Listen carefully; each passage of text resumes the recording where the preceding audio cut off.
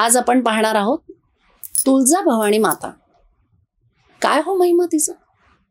अहो, अंतःकरणपूर्वक भक्तांनी हाक दिली आणि माता आली नाही असं कधी घडणार आहे का? चराचर सृष्टीमध्ये प्रत्येक भक्तानं मातेला हाक मारायची आणि मातेनं धावून यायचं.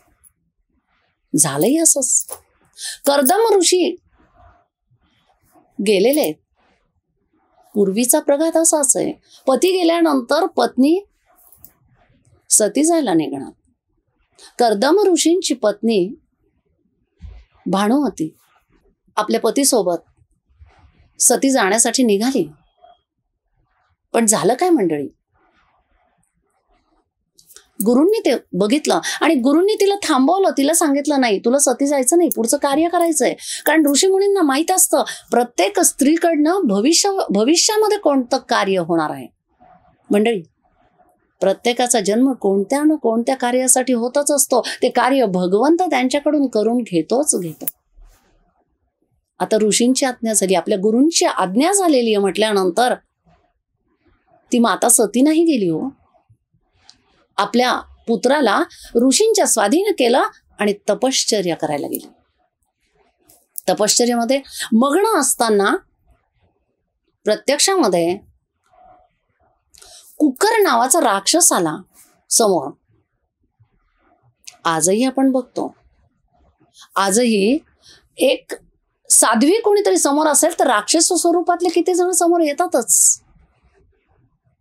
तो कुकर समोर जेव्हा आला राक्षस, त्यावेळेला तपश्चर्या भंग केली त्याने आणि त्याचं ते अक्राळ विक्राळ रूप पाहिल्यानंतर मात्र ही माता घाबरली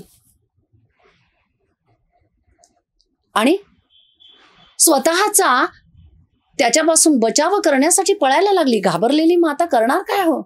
पण त्याच वेळेला त्या कर्दम ऋषींच्या पत्नीनं आर्त भावनेनं भगवती भवानी मातेला हाक मारली. भक्तांनी हाक मारावी आणि देवी येणार नाही असं कधी घडणारच नाही.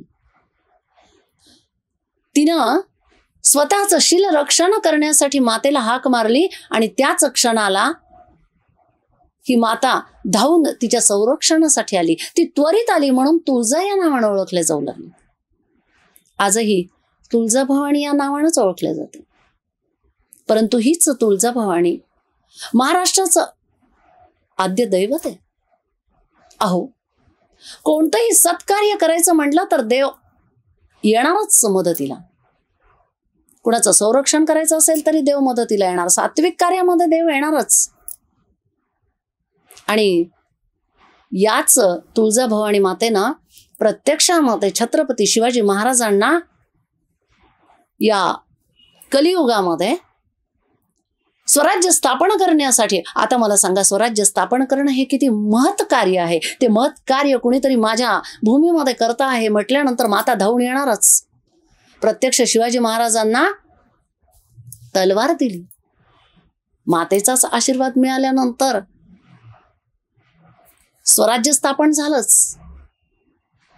हीच भवानी माता तुळजापूर या ठिकाणी सर्व भक्तांच्या मनोकामना पूर्ण करण्यासाठी स्थिरावलेली आहे.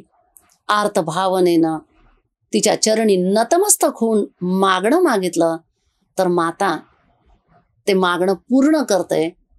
त्या मातेचे आशीर्वाद याच पद्धतीनं प्रत्येक भक्ताच्या मनोकामना तिनं पूर्ण कराव्यात अशी तिच्या चरणी आपण प्रार्थना करूयात आणि आजच्या वाणीला विराम देऊ.